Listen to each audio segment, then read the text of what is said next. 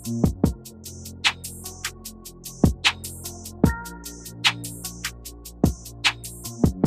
Although I think this one will be short. It's always nice to make You short. always say that. You know what's going to be short? Your interview's going to be short. 5 minutes. Just long enough for me to ask you questions. All right, let's see. Welcome to What's Left, a weekly political discussion challenging the mainstream left. I'm Eduardo with Andy Lipson.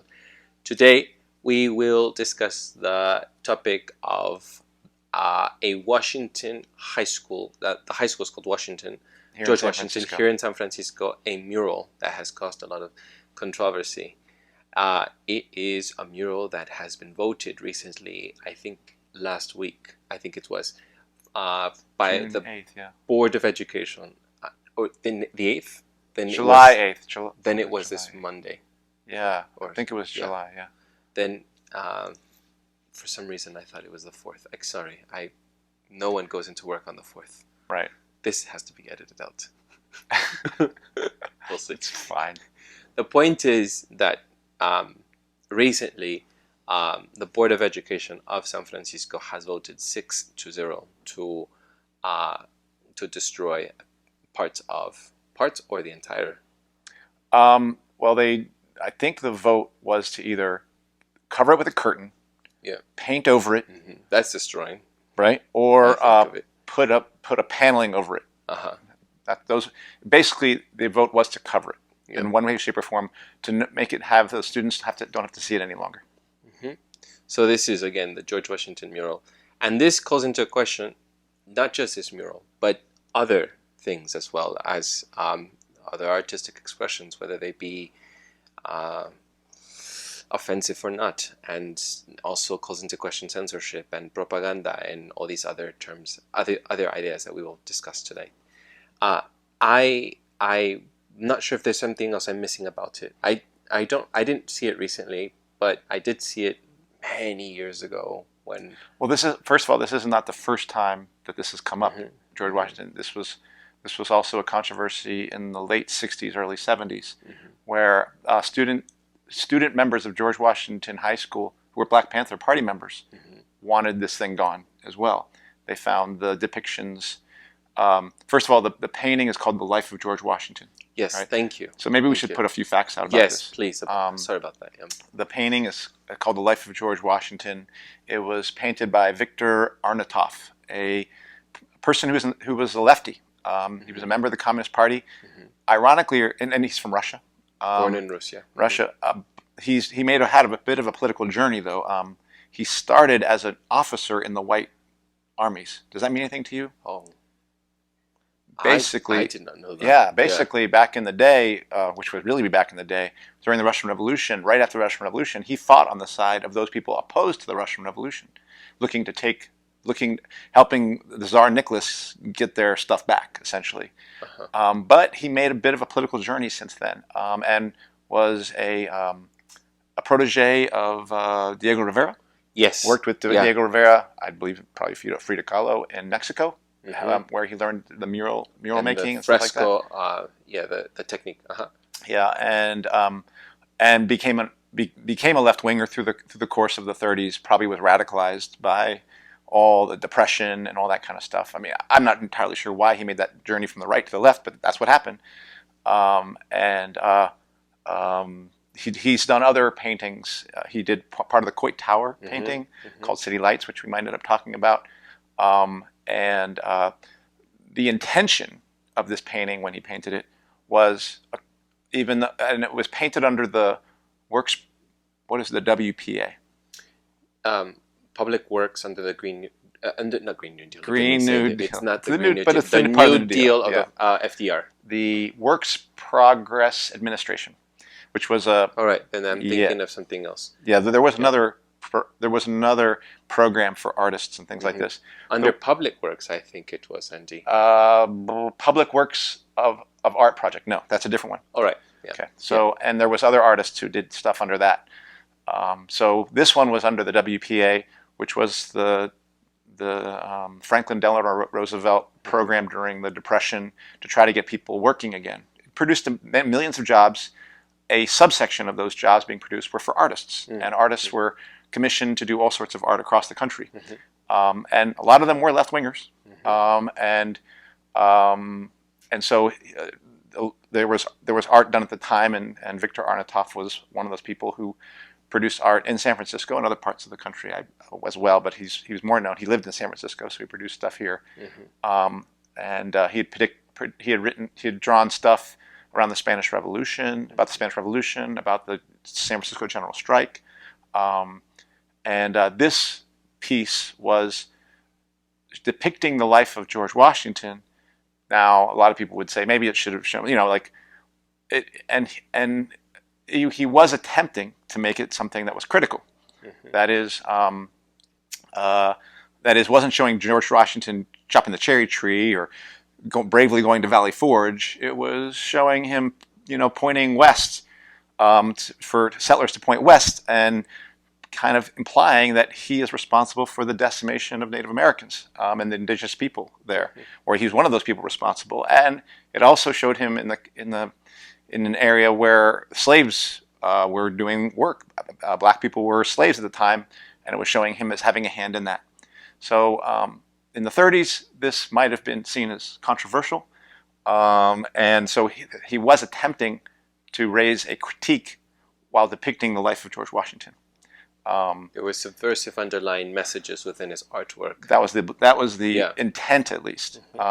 Ironically, from what I understand, there wasn't much of a response actually at the time. He got a major response from his work that he did on Coit Tower, where he showed it was in the period of, he shows working people. It was around the time of the San Francisco General Strike, and he showed that he had this one thing that had all these newspapers on it, but it didn't show like the mainstream newspapers. It was all red newspapers, like revolutionary newspapers that were on there, and he showed like a British person getting arrested, robbed, at gunpoint. So that one actually, it's called City Lights, was actually much more controversial than the one he did at George Washington. Someone said, I was reading that no, they were upset because he didn't include the SF Chronicle on there. Yeah. And so they felt as if it was just very left-leaning and anti-communist, delayed the project or the mural to be just opened up, Coit Tower to have it open. The Coit Tower one actually did get a response. Apparently, at the time, for all his intents of showing, this critique of George Washington, it didn't really land. And it's difficult. This is going to be something that's going to cost around $600,000 just to remove it, have an environmental impact analysis over it. And it will be very difficult to remove because it's a fresco, and a fresco means it is done directly onto the wall. It's not just a panel you can remove like they did for the Diego Rivera panel murals that are at City College. These are directly on the wall, so $600,000 is a lot of money, I think. Well, for me, I'm poor. But to remove, But the point I think is that for when I mention this is that it's caused a fiasco to the point where you have people are divided in a community, and there's going to be financial cost. There's going to be a cost on the community as well. People are really upset. I was watching some of the people who went to the board meetings, and people were really upset. Really, really upset, on both aisles. Right. Did you want to say something?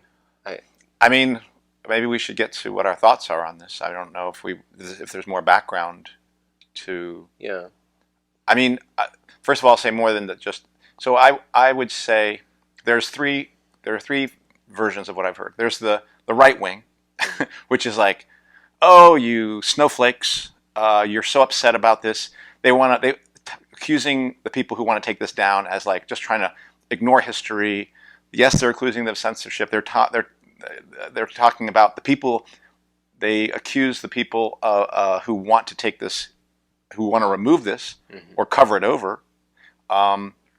They're accusing them of just basically, like just being almost weak, making fun of them. That's why I use a snowflake term. And like, where will it stop? They go, where will it stop? Where will you, draw the line? Where are you going to draw the line? All right. And I think I've heard from the left, that is not, I don't think that is the critique. I think people on the left is like, wait a second, that was not the intent of this artist. The artist was a left-winger. This is an attempting to, you don't understand. Maybe you need to learn some things about art history. Art is multi-layered. And there is a concern about censorship, right? A concern about history and things like that. And the thing, I personally, this was actually brought to my attention by a woman who I think I actually saw in a video. She was, I think her name is Marie. If I get that wrong, then I'm going to change this, but I think her name is Marie. I don't know what her last name is. But she asked me what I thought about this. And I didn't know anything about it at first. And I looked at it and I was like, I was on the fence, to be honest. And as I talked more to you, I became more and more a person who was like, I don't think this is right. I don't think this should be taken down. I don't, removed, But as I have looked more into this, as I have listened more, and as I've thought more about this, I'm with the people who want this removed. Yeah. And what is the third response? You said 3 responses. Oh yeah. Well, the third response are the people, and this is the third response is, look, I have to walk into this damn school every day, and I got to see the dead Native American. And in fact, one of the art historians who was actually critical, he wants this thing to be saved. He actually acknowledged that students used to say in George Washington, meet me where the dead Indian is. Meet me at the dead Indian.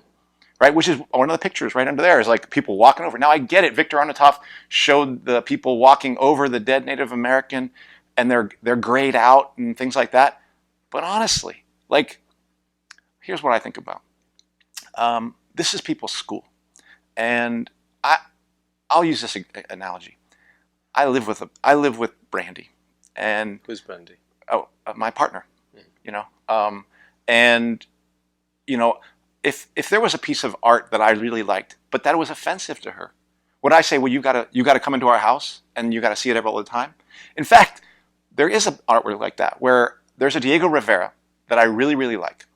And actually, it's the Diego Rivera called A Man at the Crossroads of Time, one that Diego Rivera put on the Rockefeller Center. And Rockefeller Center, when he saw Lenin on that, when he saw Marx on that, he said, I'll tear that shit down. And he did. Okay, he just destroyed it, and Diego Rivera had to do it in Mexico. I love that painting. In fact, it's one of my favorite paintings, okay? I showed that to Brandy, and she was like, okay, I get it. She's fine with Marx and Lenin, but she just thinks it's kind of very serious and almost kind of grim, depressing. She goes, do I want to walk into a house? I wanted to put that whole damn mural right up here. She goes, do I want to walk into a house looks this way all the time? And I'm like, well, I want to do it. I wanted to do it, but this is her house too, And so we ended up, fortunately, I got my own room, and I can put it in my own room. And I was able to create that.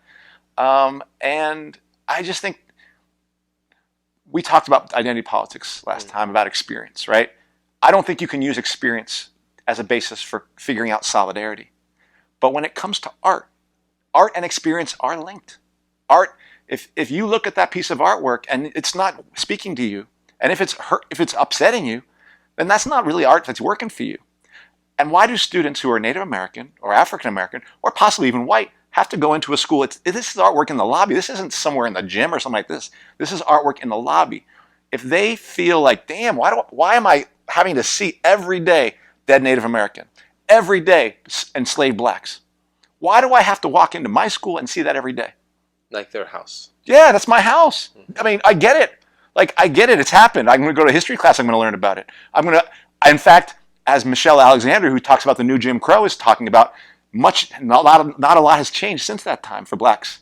And certainly we talked about what the situation with Native Americans is today. It ain't good. So it's not like they're unaware of that. If anybody's unaware of it, it's us. And frankly, Arnautoff didn't make a big, I think Arnautoff was trying to be sneaky, and it didn't really work anyway. And now what does he see? And now he finds that the people who are actually getting upset about this are the people he was trying to uplift and represent. Frankly, I think if Arnautoff was looking at this, he'd be like, all right, take it down. This is not my intention. I did not have the intention of making it so African Americans and Native Americans were upset. And in fact, it's a bunch of white people. It's not just white people, but a bunch of white people who, particularly from the right, who really are upset that you're going after George Washington. That's what they're upset about. They don't like seeing George Washington being gone after. which I don't care about George Washington. Change the name of the school, get rid of George Washington. We got to see him on the dollar bill all the time anyway. So I have moved towards saying that, look, this is something where if we're I'm not in solidarity with Rockefeller when he goes after Diego Rivera's art, but I am in solidarity with these students. Ultimately they will be fellow workers who, if they say that this is just like upsetting them, then remove it. And in fact, what I would say, how much does art go for all the time? Like millions of dollars. Right. Here's what I think they should do. I think they should take that thing, hold the gun up to George Washington's head and be like, look, there's this piece of art here. And you capitalists, if you love this piece of art, this is going to go in about a year. If you want it, pay for it. Take it, remove it. It's going to cost you a few million to do, but do it. They pay millions of dollars for that crap anyway. So they can do that. I'm sorry. And so I say, take the darn thing hostage. Tell the capitalists if they want it, they got a year to pay for it. And if you don't have it in a year, we're painting that thing over. We're going to put up our mural. If they want that. And let's be clear, they're not saying erasure here. They're not saying, they're saying, at the very least, they're saying keep a video record of it, but we want to put up something that's for us. Now, that came up in the 1970s, and Dewey Crumpler was the guy. Who is Dewey Crumpler? Dewey Crumpler was the artist he's an African-American artist who painted something that was much better depiction, a much more uplifting depiction as a counterweight to that. A response mural. Yeah, and in fact said the only conditions I'm going to do this for are Arnautoff's paintings have to stay. He said that. In fact, he opposes just taking this thing down, removing it. Nevertheless, I'm with the students, I'm with the people who are saying, you know what, I don't want to see this anymore, not in my school, so take it away. For the same reasons that if someone comes into their house and has to see this every day and they don't want to see it, do you have to see that artwork all the time? Well, I suppose, my counter-argument to that is that this is not necessary. You live in a house, right? Like these are students that are there for 4 years and sometimes less, and they carry on, they move on. There's a continuous refreshing of students that are in there. So is it right for one group of students to say that this is what I don't want when they're speaking on behalf of newer students that are coming in? I would say in particular when they're students who are from specially oppressed groups, yes, I would say that they have an additional voice. It's like super seniority, like we talked last time. I agree with that. I think their voice matters more than, particularly if they're the oppressed group who this is supposed to support. If they look at it and be like, this doesn't help me at all, sorry, this sucks. Then they're the people who actually, they have the strongest voice around that because this art was supposedly meant to raise their voices in comparison to the people who've been the oppressors. So frankly, if they do say that, and why would they have to go through 4 years of like not feeling very good? Like, I mean, I understand that they're going to get out of the lobby and they're going to go to their class, but then they got to go back into the lobby. So why? Well, like, if it sucks for them to see it, move it, get rid of it, put it somewhere else. And the capitalists have all sorts of ways. They got tons of money.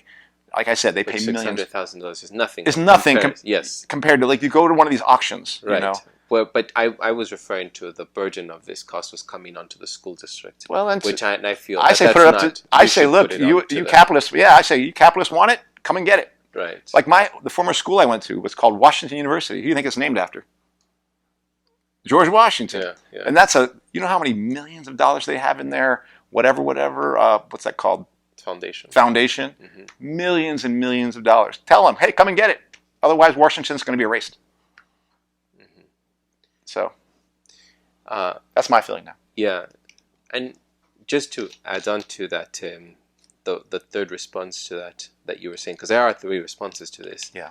And the third response to this is what you just said is largely that people of color have been feeling very insulted and feeling to have those images be seen every day when they go into school. I'm as I told you on the phone. Yeah. I have certain feelings about this because one of the propositions that I did see was to paint over it. It is, yeah, it's one of the ideas. Yeah. I don't think it should be painted over. I think if the community decides together collectively that they want something to be removed, then it should something to be that they don't want to see, maybe not removed or whatever, paint over it, destroyed, whatever. I think that it shouldn't be destroyed. I think that it should be removed. That's what I wanted to say. Yeah. If collectively people decide. I think that this is when democracy works. With students should have a vote. The community should have a vote. And if their vote is the majority and they decide, whatever. But I don't think it should be destroyed. I don't think that there is no solution when it comes to things that are offensive. Even if we're going to bring up Confederacy statues, I don't think that they should be destroyed. I think that everything should be moved someplace where it's, and I said this to you on the phone, even those things should be moved to a certain site or somewhere where people can learn about the history of art. I think that art is political, and people like to say that art is not. So when Dewey Crumpler was commissioned, they did not want his art piece to be political. And we should, by the way, expand a little bit on his artwork. His response was, as you said, the mural response to the Washington mural. And his piece is right there, and it's a connection to, as Dewey Crumpler was saying, and we can link a YouTube video to this. And I was reading an interview online. Yeah, this would be the one episode, because I'm going to put artwork up here, because this would be the one episode where you might want to, if at the very least, you got to go and check these images out. For our listeners, you'll see the visuals. Yeah, and we will put links on. I will put links on to where the best places are for some of these images of the Dewey Crumpler work and the life of George Washington, at the very least. Well, Dewey Crumpler advocates for the piece to stay because his, as you said, is the connection to this other piece. It's not separate. They are together as one, and that was his condition, as you had said. And I should mention that his piece has Asian Americans, African American figures, and Dolores Huerta and Cesar Chavez, and chains. It's a very beautiful piece where the chains are being broken apart, and it was in response to this empowerment response, and that was what settled then. What was 50 years ago? 60s. It was in the 60s. Yeah. So the point being is that. Just because and this is not in response to you, just in general, because I think that people have been saying, when I've been listening to both sides on the aisle, where people say that people of color are opposed to it. Not all people of color are opposed to it. Right, that's not true. Right, because Dewey Crumpler is African American himself, and he says he advocates for it to stay. And there is a petition online as well, 400 plus educators, artists, academics, historians to keep it, as well as some of the most prominent figures like what's her name, Judith Butler, which people largely praise for on the feminist side. I'm mentioning her because I think people would think, this is a largely white people would want to keep it and are targeting us as people of color. No, I don't think people of color act as monoliths, and we already just stated that in the identity politics video, and I'm glad we already did that, so we can refer to this. And I suspect in this case, you lean towards keeping it. And you mentioned 3 responses. Yeah. I think I'm on the second. What not the right wing, obviously. Of course, yeah. But not. I'm a person of color. I feel like I have to. All right, hey, I'll be here. God, it feels weird. My God. That's for our listeners who are not watching. Eduardo is a person of color. I think they can hear my voice and they will know. Yeah. But because like we've already talked about, and I'm so glad we already did it. We can now refer and use it as a reference. That video that we already did. Not all people of color think alike. We're not just one group think. We have different opinions. We're individuals. It just bothers me how people categorize. People think, you must have this position because you are this and that. That's your identity. Anyhow, we've already done the video. Please look at it. So I personally, I have seen offensive art. I have gone to Germany, and I went to some museums where they had Nazi propaganda, and I saw it, and I wanted to learn that. I wanted to see that. I didn't want to not see it. I wanted to see it because I wanted to see how times were, what people faced, how things. I think that history can be portrayed through art, and I don't think that things should be censored. I don't think that people should sanitize history, and I think that this response from Victor Arnautoff sorry, Arnautoff. Yeah. You know, at the time when lots of the history books were sanitizing the history of George Washington. People did not know that George Washington was a slave owner. Exactly. Did they put that on the history books of that time? I'm sure not. No. And his depiction of George Washington included this and was offensive to people. It wasn't offensive, though. That's the thing, though. I was reading that there was some people who thought, "What is?" Yeah, it wasn't very strong response. No, I mean, but he roasted. Look at me using this media culture words. Posted. He tweeted. He tweeted. He posted. God, it's already influencing. You see, there's a good. I'm going off tangent, but there's a very good interview on KPFA on language and capitalism and how they're. Anyways, listen to it on Against the Grain, and so he posted. He painted this. He painted this, and you're right. It didn't receive such a strong response, but this is something that was there when you had history books in the very same school that sanitized George Washington's history. I understand it's not a very strong response. Yes, I get that already. The point being is that I don't think things should be censored. I don't think things should be destroyed. And I'm not saying that people don't have a right in a community to say what they want in their house or not, or the community of sacred place where they learn and stuff. All I'm saying is don't destroy it. It's a fresco. It's hard to take out. Yes, people should pay for it. It shouldn't fall, when I was saying the $600,000, it should not fall on the district. It should fall on people who have money. And if they want it. Yes. Do you want that thing in your house? I don't want to discredit all the 400 plus artists, educators, historians that are out there as well speaking out against this. That I should mention that it's not just people in the community, as well as people that are prominent figures on the left-wing ideology spectrum. Right.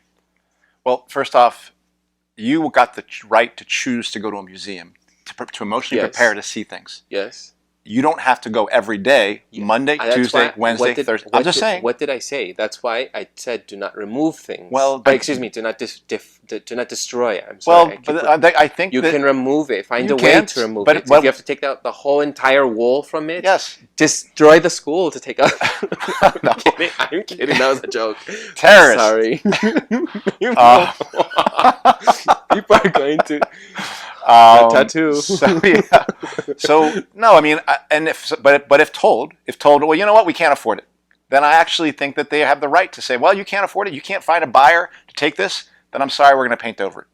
Because I do understand how people who might find that this is demoralizing, this sucks to look at every day. This is because it's not a museum. It's a school. I do agree. So you said I'm emotionally prepared to go and walk into a museum. And that I would say, okay, are you ready for such a thing? When I go into my friend Brian's house, he's always listening to NPR. That shit drives me nuts. I turn that shit off. I cannot stand listening to those condescending motherfuckers. All right? They're so patronizing. Their voice drips with arrogance. I can't stand listening to it. Turn it off. I don't want to go into that environment. I need to emotionally prepare myself for such an environment. And so, no, I'm serious. And those people don't come in. They didn't come in and kill my ancestors. But to watch, I can really understand how, if I have to go to this is my school. We call these second homes for many of our students. And we want them to feel like second homes for many of our students. So in your home, you got to see this? No. So remove it. And if you're not willing to, we're saying to the capitalists, if you're not willing to pay for removing your precious George Washington with your little lesson here that Arnautoff was trying to hide in it, that unfortunately didn't trigger a single capitalist, it seems to have triggered only Native Americans and African Americans. I don't think Victor Arnautoff would have wanted that. I'm a communist. He's a communist. I don't think he would have wanted that, honestly. But he's not around to speak to it. The fact is that now people have to walk in there and see that. And it's a minority that I do believe it's a minority who's experienced. And what about to the response mural? No, that's great, but it doesn't change. That response mural is excellent, but that does not change that people have to see that every day walking through the lobby. It's like, do I have to hide my eyes? No, that's not right. So it didn't really address it. I get how Dewey Crumpler is an art historian, and here's the thing: I don't like the critique people are making of the snowflake thing is bullshit. That the right wing is saying. But the thing that people are also saying is, what about, are people don't want to expose themselves to history? Are they trying to ignore the history? That's not where I hear these people coming from. They are completely aware of the history. In fact, they're aware, many of them, when I heard the debates going on, about Victor Arnautoff. And they say, we understand his intent. We know his intent. But that's not the impact it's having. And that matters. That now has to be an education in art. No, it doesn't have to be. Then do that. That's in a museum. You know, I don't have to... Look, but the history, I think. I'll give you another example. Yeah. When I first got together with Brandy, there was this Pina Bausch ballet called The Rite of Spring that I know is a work of art. And no one disputes that Victor Arnautoff is a work. And I said, Brandy, you should come and see this. And she saw it, and she goes, oh my God, I don't want to see this ever again. All right? Because it's very depressing. It's kind of violent. I understand how it's actually upsetting for her to watch it. For me, I'm thrilled by it. Okay? For her, it's upsetting. I'm sorry. Pina Bausch is not going to say, "Oh, you have to see this every day coming into the place. You have to see this ballet of violence and fear that's going to kick up for you." No, that's not what people have to experience. For me, I don't have that effect. It doesn't have that effect. But for Brandy, it did, and that's meaningful. As it relates to art, experience is everything, and it is political in this regard. And the in the Confederacy, those statues, bringing down the Confederate statues. I'm not going to say it's a different thing. Those statues were not built just after the Civil War. Right. You know when those statues were built. Those statues were built during the rise of the KKK to celebrate racism, to celebrate the South will rise again. That shit's got to come down. That literally, I mean, and those weren't put up. I mean, they are art. They are art to symbolize the pride of people who enslaved others. And well, I'm sorry, that's got to come down. And yeah, I mean, you can call it memorials or whatever. Those things have got to go. That's not what these people are. They're not saying we want to erase this. They're saying get it out of our sight. We're willing to keep a video thing of it. And they're giving. I don't know if they're saying time. If it was me, but I would say you got a year. You've got a year to come up with the money for this. I'm not worried about, like, me as a student, me as a George Washington high school student. I don't care where that money comes from. If it comes from the district, it comes from the district. If it comes from, but if you got some rich MF out there who wants to pay for this and have that thing hanging out in their house, do it. If you don't, it's getting painted over. And I will tell you the other reason they don't want to do this. Because here's the other thing they're saying. Well, if we do this, what are they going to ask for next? I'm like, oh, that's a good question. What are people of color going to ask for next? Good. I want to know what they're going to ask for next. Maybe that'll be something that we'll have to answer for as well. So that's a question that I want live. I want that to be a live question of, like, okay, you get this, and what are you going to ask for next? I understand why people who run the system don't want people who've been oppressed to not ask the question of what are they, or to not get the right to come forward with what are you going to ask for next. They don't want people thinking that they get the right to determine their own environment. You know, so I'm with them.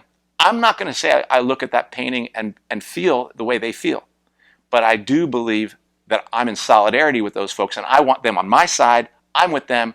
I say, take George Washington and his life of George Washington, either pay to have it removed, or the thing's going to get painted over. You know, because we want this school to be a place that all of us are welcome in. Maybe white people aren't triggered by it. Maybe Latino people aren't triggered by it. Maybe not even all Native Americans or African American people are triggered by it. I'm sure that's the case. Obviously, Dewey Crumpler is African American. Right. But if there are some, I don't want them to have that experience in my school. I'm with them. I'm like, no, I don't want you to have that experience. So, bye. Bye painting. And who decided that art was a permanent fixture anyway? People like, there's nothing in the world that's permanent. You think it's ephemeral? I think it is ephemeral. I think the Tibetans are completely right. You know, the Tibetans do the sand. You're right. Yeah. They're completely right. It's not just a belief. There's no art that's permanent. That's a fantasy of arrogance of capitalism, frankly. You know, I don't know if that is capitalism, but I'm just saying it seems like it. I'm going to put that on capitalism too, without really knowing. So that one, but it has a kind of arrogance to it. Art is not permanent. There's nothing about the life that's permanent. So everything must go sometimes. And I don't... When the times are changing. Yeah, the times are changing. And these people aren't saying erase. They're willing to take a video project of it, keep it up whatever you want, put it in your own museum, da-da-da-da. We want something that represents what will be good for all our students here. I think that's completely fair. I just want to be clear, and just to be. He's got a colonized mindset. That's his problem. Okay, I wanted to say something. Sorry. Just be clear that if I'm interrupted, we have to make sure how many minutes are we at. Yeah. God, I thought it was going to be a short video today. Of course, you always think it's going to be short. No, because I didn't think it was such expansive. Yeah, I mean, there are other topics I thought would be more expensive. But here's what I just want to clarify. Yeah. I'm with the 400 plus artist historians and Judith Butler. I'm with them about not destroying works of art that are part of history and that depict history and that show ugly truths about history. I'm on the fence. I'm seeing some convincing argument from your part about whether it should stay in that school in particular. But I'm not for this solution about destroying it. You do know there are other works of art that were produced through the WPA and other periods that are in that school. Like there's a bunch of artwork, and they're going to get rid of. One of the arguments is they're going to start coming after those. No, I mean they've been very explicit. Like no, they've already talked. There's art in the library. There's this other piece, athletics done. It's like what is that? It's a relief done by an African American during the time of athletics and things like that. There's other artwork which are like that's fine. We just don't want to see our own people lying dead on the ground, people walking over them when we go into the lobby. Yeah. So I will clarify, just because people will start attacking me, right? I'm not Ben Carson here. And I do make that. I shouldn't make this joke because I don't think like the argument within the left has not been that greatest. Where people who are arguing for getting rid of the painting are saying, "Oh, you are all white supremacists. You're all and if you're a person of color, you've got a colonized mindset." I don't think that's helpful here. Yeah. I think this can be argued on its merits in the same way that the people on your side, have often said these people need art history classes. They tend to be dismissive and speak of the people who are calling for bringing this down as ignorant, and that is not true. So I think there is something that has to be worked out here. I tend to find that on this side over here, where you're not that you, but the people who argue tend to argue from an arrogant standpoint. I'm not arrogant. But I you know are, what you mean. Yes, I'm just saying. Yes, exactly. But you know what I mean, right? You know what I mean, right? Yeah. Okay. Yeah. I'm not saying you are, but no. And then people on this side tend to be like, you're the enemy. Then I do not believe that the left is arguing is the enemy. Yeah. But we will have. I believe the people who are saying taken down are right, and I don't believe the people on the other side of the enemy. The people who are calling you snowflakes and being like that, I kind of think they are the enemy. They're dismissing the whole thing. They want to keep George Washington up there, and but it's a more complicated thing. Yeah. Well, and I think that the voice that I'm trying to amplify in this conversation is just simply to state that I think there is a lack of education around art and art history as well, Andy. And you know this because you work in a school, and so much emphasis is on passing standardized testing that there isn't an education about the arts as well. So, I mean, that is a valid point as well. And we should have ethnic studies as well. Ethnic studies, art studies. There should be really an enrichment of that sort of study as well, not just on trying to meet the grade and trying to pass tests. And that's why we don't know, or we're not literate on art, I think that I'm trying to say here. And I feel as if the people who criticize this tend to see things sort of in generic black and white things. And I'm not saying that those depictions are insulting. That is sometimes what art can muster. It gives that. And I'm just trying to here, just to be clear, because before I get attacked, and this is permanent forever on the internet world, I'm not advocating that things are make people feel disempowered or make them feel unworthy or their voice is not heard. I'm simply saying two things. Mm-hmm. One, it should not be destroyed. It should not be destroyed. I'm still sticking by that. And it seems like you are even standing by it. That's up to the capitalists to decide if they want to keep that. Well, I'm mentioning my position. Yeah. I don't think it should be destroyed, period. I do not think it should be destroyed. The other thing is that you mentioned, I'm trying to say, is that if people in a democratic process with the students, there are 2,000 students at George Washington High School, and they decide to make a vote, and they decide to take it, then I think I would be overpowered and overwhelmed by that opinion as a school community. Then I would feel less inclined to defend it staying there. I would definitely go along with the majority if that's what they voted for. The reason that... Okay, go ahead. Can I finish? Yeah, I'm sorry. Yeah. So I think that is how I see things. So I want to be extra clear for the people out there before they start misinterpreting, because people like Andy normally start doing these, it seems like you are... No, it doesn't seem like anything. It's what I just said. That's what it seems like. It's true, Andy. It seems like you... No. Keep your reservations of your thoughts over there and not project them over here. I will tell you myself how I think about things. So this has happened many times. I hate interpretations and assumptions. All right, I'll try to... So I will tell you myself. So I'm telling you all out there who are going to make assumptions about me as well. I've just stated very clearly, and sort of am being repetitive here, that I think that if the majority votes for it, fine.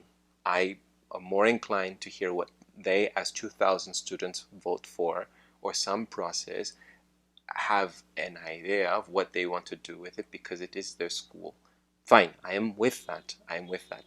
But I think sometimes that there are people who hijack these conversations and overwhelm the majority and don't have input of how things should be run and ignore the majority and really are speaking from a minority standpoint.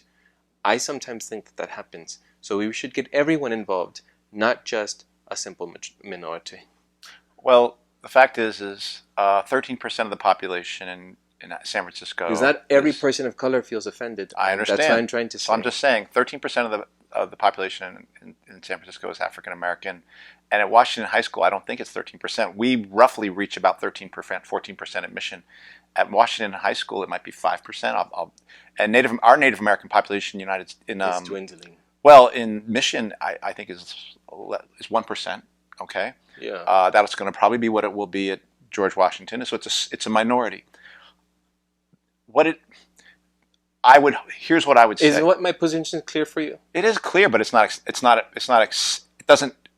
I'm not content with it. That's all right. But as long as it's clear, it's clear. You can be disagreeing, right, but I want to be clear. The reason that I don't just go to the majority can vote, because there's a minority here, a minority of people who represent a minority that's been extinguished in California. 95% of the Native American population was removed from California itself, okay? Partially by disease, but also by violence, direct violence. So they've already been shrunk down to a minority when they were the majority all over the place. Yeah, I agree. Yeah. And we're talking about African Americans who are a minority in San Francisco and who are even a smaller minority. I'm not sure I can just say, oh well, if you're white, Asian, Latino, African American, Native American, Arabic, Filipino group of population agree to keep it, then we keep it. This is a person who says he does not believe in white privilege, and you all want to attack you're right. I don't believe in white privilege. I'm just saying that for the people who are criticize you. This is where, and I do believe that identity politics animates this, and I have a critique of. I do believe there's a problem within this, But I will just tell you that I'm of the mind that in this case, as it relates to a minority, if I had 20 people who lived in my house, and 2 of them were who were feeling like this artwork that was up, if I want them included in my community, in my house, then I got to listen to them. Right. Yeah. So I'm sorry. And if we can say, no, well, 18 people don't care about it. 18 people are fine with it. You 2 have to live with it. That to me is not a community. And I live by the idea of an injury to one is an injury to all. All right? And that's a very important socialist notion. And there are people being injured as they come into the building who have to put up with this. And that's not Victor's intent, but that's what happened. And they know that. And I can say to you, well, you people have to take art history classes. That doesn't change the fact that they might feel like this is like they've suffered. Now I understand it. They might have more layers to understanding this. That doesn't necessarily change that experience. I don't think that they have to go through some like art history program in order to like, oh, well, all the people who don't like this art history. I would say, capitalists, if you want this piece of art to be preserved, then pay millions of dollars, whatever. You come up with millions all the time for these crazy Picassos that are trash. All right? That's what it looks like to me. It's just gross. I don't even know what that stuff is. All right?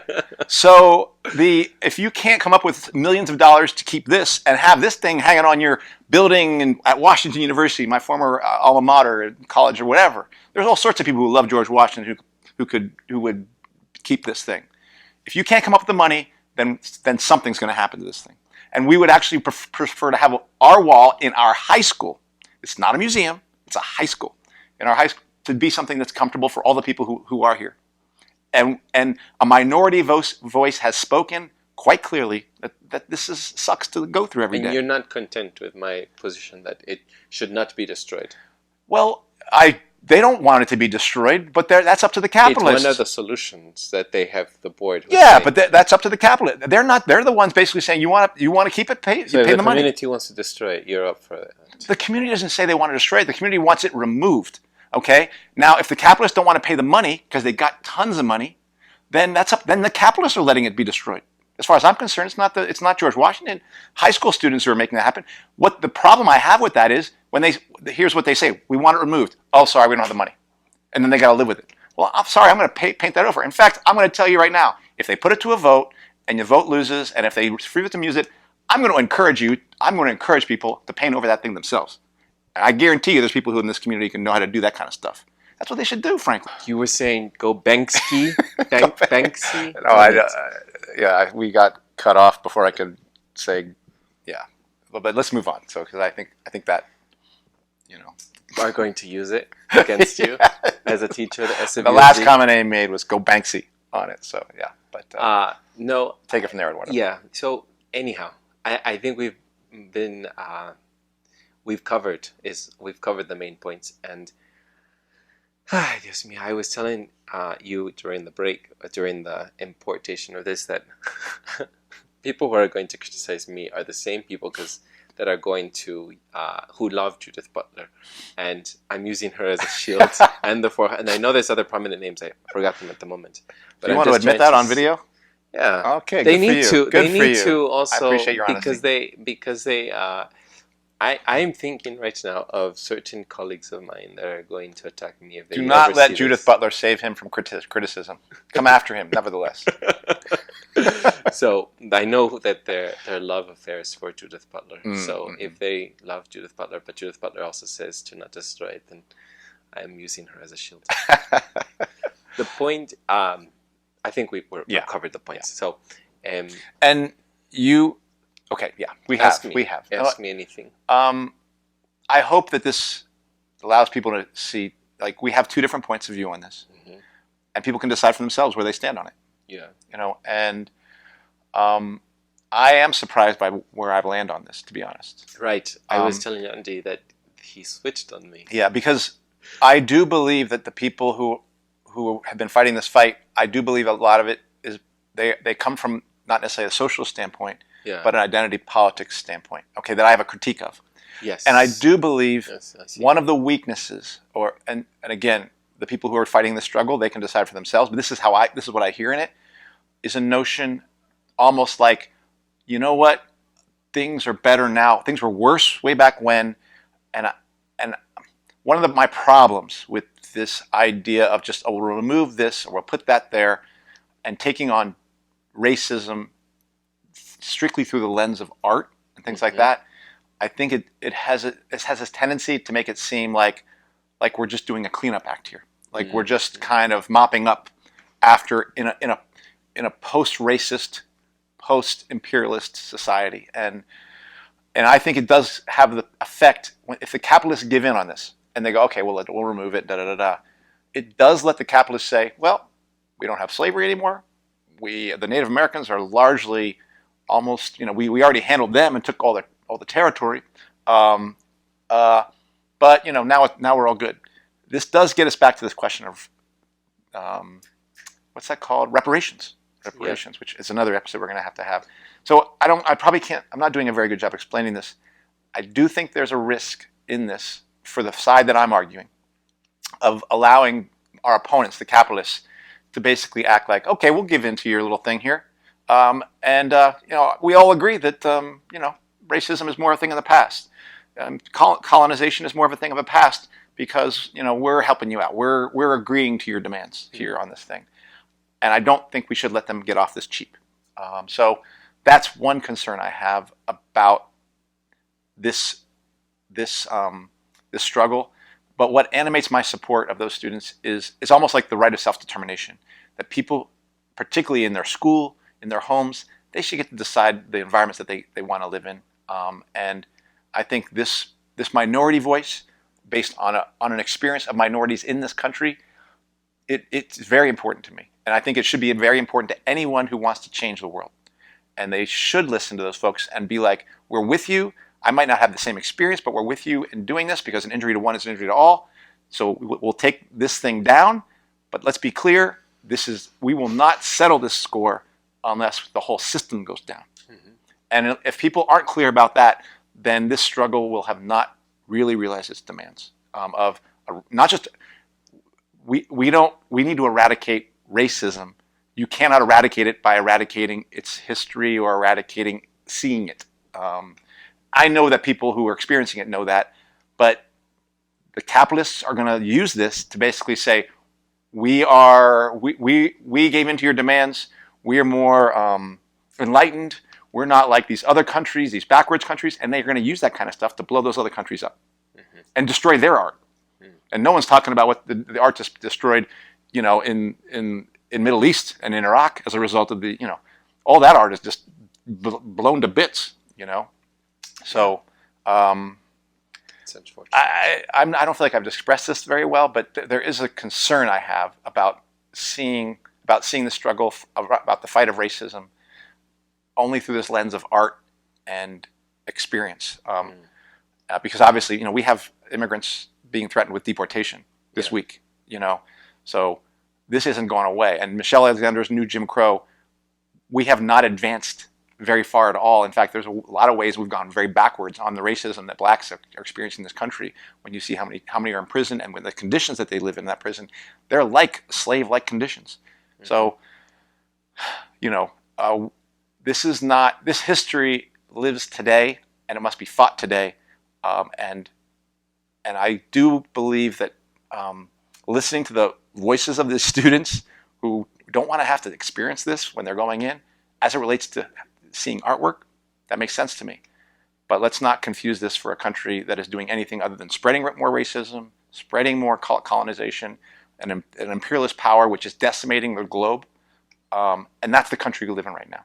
So we're going to have to go much farther than moving artwork. Mm-hmm. I want to point out two things that I came to mind as I was listening to you. Is one, I think it's very unfortunate that some colleagues of yours think that when you said that you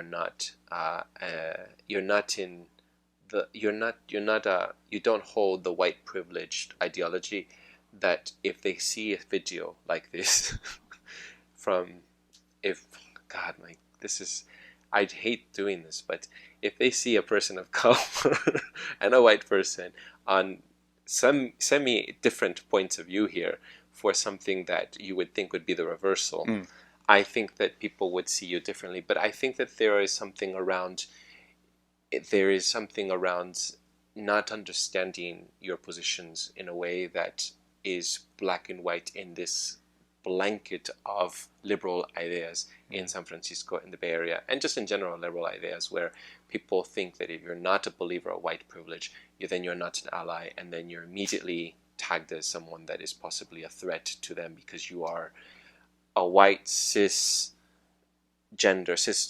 straight, all the hierarchies of this privilege system, that you would be considered a threat to the minorities, right, too, and you're tagged as someone that would be seen potentially on the opposite side of saving you would see as saving this mural. Right. But because people have an idea and perception of you, I'm just pointing this out because it came to mind how they would already think that you would not actually be in favor of keeping this, removing this piece. Yeah. I mean, frankly, this has been another one of those episodes where as I read more into it, as I read more about this, my mind has been changed internally about this. Honestly, the woman who reached out, who let me know about this, my first response was more neutral. Was more like, well, I hear what you're saying, but I'm not sure I can support your cause. She was reaching out to me. I think she had heard me speak on a Board of Ed thing or something like that. I think she was reaching out to see if I was an ally. And when she heard what I had to say, which was not like, oh, yeah, I'll jump in on your struggle, I think she was like, well, that's enough. That's as much as I want to listen to this guy. And when we talked about it last week, I was really convinced, or I was really leaning towards you as you said, hey, what about Diego Rivera and stuff like that? I was like, yeah. And we talked about maybe trying to invite this woman onto the episode as a debate. And I reached out to her to say there's a person who's, for keeping the art there. I'm sort of in between. Would you be willing to represent? She never got back to me. She was like, I don't know, maybe she never saw it or whatever. So I appreciate what you're saying, but in all honesty, this is just one of those things where this is where I am right now on this issue. That's what I would say, And but what I am trying to highlight here is that it's unfortunate that in these, it's always been, I feel, divisive times. That because you are not a stand for the privilege ideology, political privilege ideology, then you're not seen as an ally. Right. When here, ironically, you're more of an ally, I think, than I am. Ostensibly than you, right? Yeah. Right. And I do think I wish there was a better way of debating between these two sides. And that's what I have. Although I'm going to post this. There was a YouTube debate that they actually did have. I don't know if either sides really heard each other, to be honest. But at least the debate was had. I guess I'll say that. And sometimes on the left, you don't even have the debate. Yeah. So that's unfortunate. Yeah.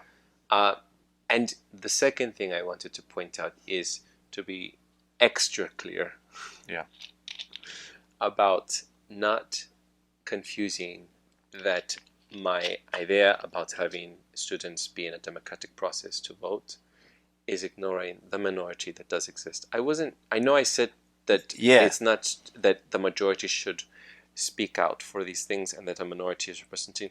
I really do think, and I was talking about this in a previous video about education, that kids and especially adolescents should be involved in democratic processes. And I mentioned one of the books, which was Summer Hill, and I had two books here at the time. Maybe we should link it, Andy, here. But I was just talking about how that's what I was trying to refer to, that adolescents should, they're not even involved in the political spectrum because you're not allowed to vote at a certain age. But I think that there should be a school-led democratic process. And that is what I meant, that they should all be involved in this. Correct. And not just a single group of people. Because I don't normally, and I've said this, normally I think, I have a strong feeling that I have criticized many movements. I have a feeling that intellectuals take over the discourse. And that's what I was trying to say. So I don't want people to start mischaracterizing me and start making all kinds of assumptions about me. Let me tell you what I think about things. So, and I've told you this, that I that's what I meant by minority. That I feel sometimes intellectuals, academics, and people who have the educated class tend to dominate the discourse of movements, and they're leading the movements, which ultimately fracasa. How do you say fracasa?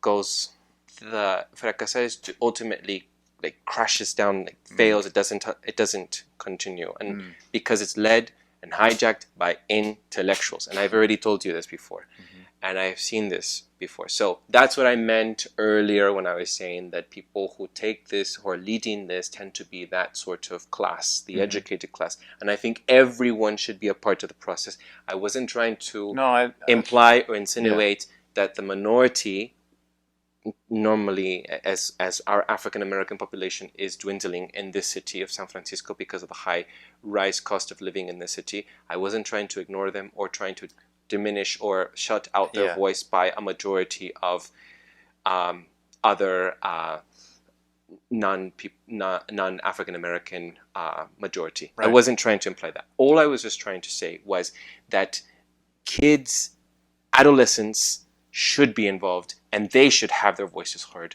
and they should say what should happen in their school, and not adults dictating for students and speaking for adolescents the way that we have trained our adolescents to be. Shush, let the adults talk, we'll take over the conversation for you. No, they should be involved in the democratic process, speaking up for themselves, writing letters. If they want something, not just writing letters like your congressperson, no, like direct, like you're obviously expressing themselves. Yes, they should create hubs of discourse for debate on this, and they should come as prepared. That's what I think an educator should do. Correct. Is to have them critically analyze. Yeah. And that is what I'm advocating for. Yeah. I'm not trying to, this whole thing about shutting out minorities such as the dwindling population of African Americans and Latino populations. No, I was talking about, just to be extra clear, because I know people are going to take all things and take out of context, that they should be, what should an educator do? They should facilitate conversations and debate and analyzing and critical thinking about certain deep issues, especially when it affects their community directly. Right. And I agree with you. And I've been the person all the time who've been talking about socialism and we've got to vote, and you'll notice when you brought up a very concrete way of trying to bring the voice directly from the community itself, the Washington high school community. Yes. I did not propose a solution. All I did say was, this doesn't quite get at. I just poked holes in your thing without saying how to, because I don't yet know how to solve that. Right. I do believe so there's something that more democratic that needs to be done, but I don't yet have a solution for how to resolve the fact that what we're talking about by definition is a minority voice. Yeah. So if people were trying to disparage you for trying to say, oh, you're trying to knock out those voices, I disagree with them. I was merely pointing out that I agree with you about democracy, but for this issue, for this kind of issue, there are problems. There are some problems. And so unless we can figure out a way of really amplifying those minority voices and not making sure that they stay down, we have to. There's something has to be figured out. Yeah, that doesn't just get answered by a majority vote. I understand that. That's all I'm saying. Yeah, and just to tell you, I don't want this to be part of the video. Just to tell you, I almost, for a second, when you were talking, and I had given my response about the majority and everything, and you had spoken, I almost had in the back of my head, I want to edit out what I had said. But in order for me not to edit out, I had said, all right, well, before I leave, before we're done with this video, I'm going to say this thing so that I don't have to feel later on that I have to edit something out, so I can explain myself here and now, which I have not done in the past, Andy, before, where I sort of feel like, I won't say anything after this. And then I go home, and then I want to edit heavily, and then you're thinking, why? No, that's good. Yeah. Well, because I didn't have a conclusive, or I didn't close with what I wanted to say. And so that's why I edit heavily. Yes. So if I'm just grateful, that we're allowing the space for me to say what I need to say, then I feel then we can leave what I had previously said. Does that make sense? It does. And all right. And this entire conversation might be edited, but I think it will be edited.